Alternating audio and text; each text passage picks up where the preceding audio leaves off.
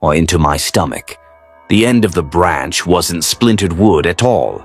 It was rounded, almost bulbous, and had a faintly textured appearance that sent chills down my spine. It looked disturbingly organic, like skin. "What the hell is that?" I whispered, my breath fogging up the glass. Lily didn't answer. She stepped back from the window, her face pale, and her hands trembling slightly. "It looks like a finger," she finally managed to say. "A finger? No, it can't be." I shook my head, trying to laugh it off, but the sound died in my throat.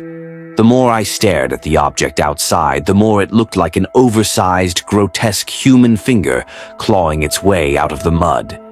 Then it moved. The finger twitched, sending a ripple through the mud surrounding it. Lily let out a small, involuntary scream, and I stumbled back from the window, my heart pounding in my chest. "Max, what the hell is going on?" Lily's voice cracked with panic as she backed away from the window. I don't know." My voice was shaky, my mind racing to find some kind of logical explanation. Maybe it was an animal, a trick of the light? But deep down, I knew it was neither. Another loud crack of thunder rattled the cabin, followed by a flicker of lightning that illuminated the outside for a split second. In that brief moment, we saw more of the muddy figure emerging. It wasn't just a finger. Something much larger was buried beneath the surface, struggling to claw its way out. Lily grabbed my arm, her nails digging into my skin. "We need to get out of here." "Into the storm." I gestured toward the window. The rain was still pounding down relentlessly, and the forest had turned into a quagmire of mud and rising water. "We won't make it far in this weather. Better out there than in here with whatever that is," she shouted, her voice trembling. Another flash of lightning lit up the figure outside. It had risen further from the mud. What we had mistaken for a root or a branch now looked unmistakably like an arm. The thick finger now revealed to be a hand. The skin was an unnatural, sickly gray, and the limb seemed to bend in ways no human arm should. Okay, I stammered, grabbing my pack. "We'll make a run for it." Just as I reached for the door, a deafening roar erupted from outside, freezing us both in place. It wasn't thunder. It was deep, guttural, and far too close. Lily clutched my arm, her breathing ragged and shallow. "Did that come from it?" she whispered. I nodded slowly, unable to tear my eyes away from the window. The figure was fully emerging now, its body writhing and twisting as if shaking off centuries of dirt and decay. It was massive, its limbs unnaturally long and spindly, yet its movements were unnervingly fluid. The cabin suddenly felt much smaller, trapped, vulnerable. "We have to go," Lily said again, her voice firmer this time. Before I could respond, the thing outside turned its head toward the cabin. Even through the rain and fogged window, I could feel its gaze, empty, hollow, and suffocating. It knew we were there. Without another word, I grabbed Lily's hand and yanked the door open. The storm hit us like a wall, rain and wind soaking us instantly. But we didn't stop. We ran. We ran faster than I thought possible, the mud and rain be damned. Behind us, the creature let out another roar, this one louder, angrier. The ground trembled beneath our feet, and I could hear the wet, sloshing sounds of it dragging itself through the muck, chasing after us. "Keep running," I shouted over the storm, not daring to look back. We pushed through the dense forest, the rain blinding us, the thunder deafening us. My lungs burned, my legs ached, but I couldn't stop. The sound of the creature was growing louder, closer. It was faster than I thought something that size could be. Up ahead, I spotted a faint light cutting through the darkness. A ranger shack. "There," I pointed, barely able to get the word out. Lily saw it too, and we both sprinted toward it with everything we had left. The shack was small, barely more than a shed, but it was shelter. Safety, or so we thought. We slammed the door shut behind us and bolted it.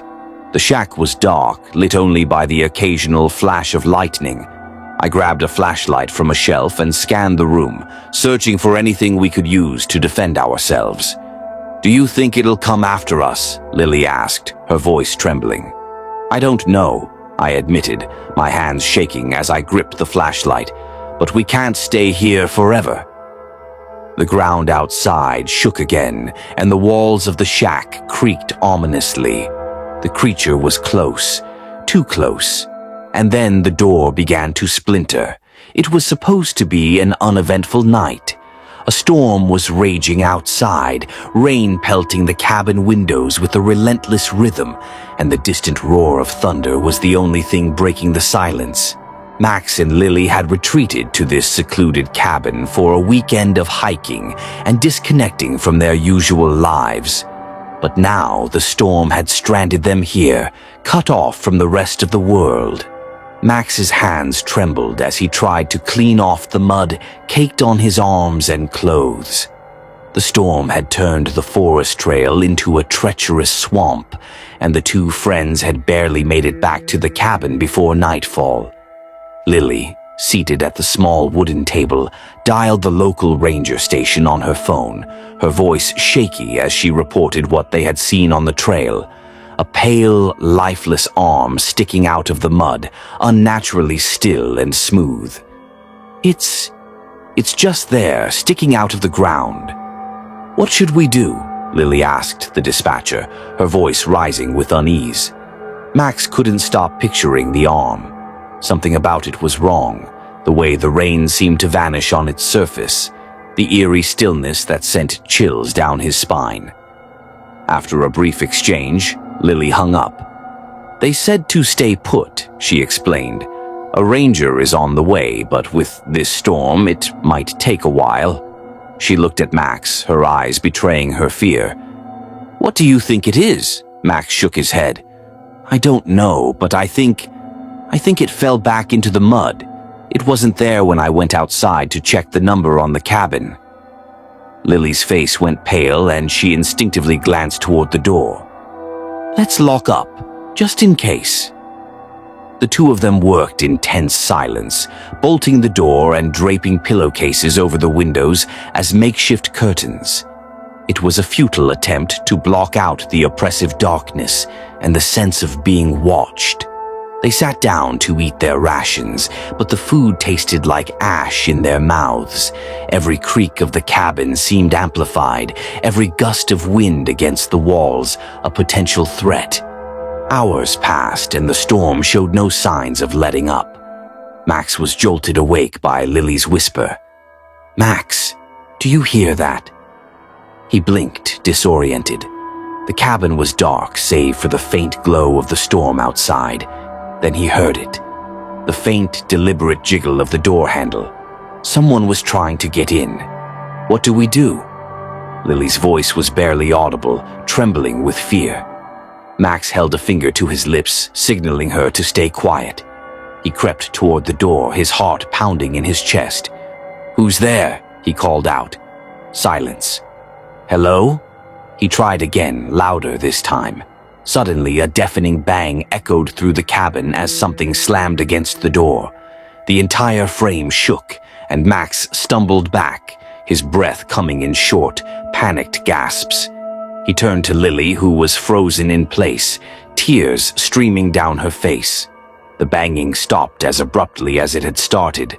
A suffocating silence filled the room. Max barely had time to process what was happening when the pillowcase over the nearest window slipped, revealing a pale, lifeless hand pressed against the glass.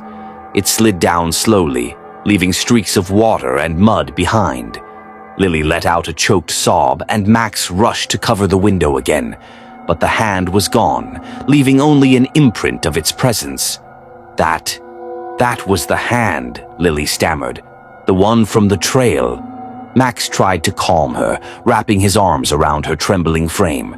The rain outside seemed to grow heavier, the sound almost deafening. Then, cutting through the storm, came a voice. "Lily, Maximum, you in there?" It was the ranger. Relief flooded Max's chest as he moved to open the door. But something stopped him. The voice didn't sound quite right. It was strained, almost mechanical, as if it was coming from a broken speaker. "Step out," the voice called again. "It's safe now." Max peered through the window, squinting against the rain. The ranger stood in the clearing, illuminated by the headlights of his vehicle. But something was off. His body was unnaturally stiff, his posture wrong. Then, as Max watched in horror, two impossibly long fingers emerged from behind the ranger's head, curling around his face and pulling his lips into a grotesque smile. "I'm so happy to see you," the ranger said, his voice a distorted mockery of human speech. Max stumbled back, grabbing Lily's arm. "We need to go. Now!" Before they could move, the ranger's body was yanked to the ground, disappearing into the mud. In his place, a head emerged, pale and featureless except for two black, soulless eyes. It stared at them, unblinking, as arms began to rise from the ground around it, writhing and reaching like the limbs of some terrible beast. Max and Lily bolted for the door, flinging it open and sprinting through the rain toward the ranger's vehicle. The engine was still running, a faint beacon of hope in the nightmare that surrounded them. They climbed in, slamming the doors shut just as the first hand reached the vehicle. The tires spun in the mud before catching traction, and the vehicle lurched forward. Max glanced in the rearview mirror, his heart sinking as he saw the cabin collapse into the earth, swallowed by the mud. But the creature remained, its unblinking eyes locked onto them as they sped away. Hours later, they found another group of rangers and told them everything, but their story was met with disbelief. The official report would later attribute the rangers' disappearance to a mudslide, dismissing Max and Lily as traumatized witnesses. Even now, whenever it rains, Max can't shake the feeling that somewhere in the woods, those eyes are still watching, waiting for their next victim. As the storm raged on, we barely escaped with our lives, but the memories of that night are etched into our minds forever. Sometimes, late at night, I find myself staring into the darkness outside my window, wondering if those lifeless black eyes are watching, waiting for their next victim. So, the next time you're out in the woods and the rain begins to fall, remember, what lies beneath the surface might not want you to leave. If you enjoyed this story and want more spine-chilling tales, make sure to like the video, subscribe to our channel, and hit the notification bell so you never miss a story. Share this with a friend who loves a good scare. They might think twice about hiking in the rain again. Thank you for joining us. Stay safe, stay curious, and remember, some mysteries are better left unsolved.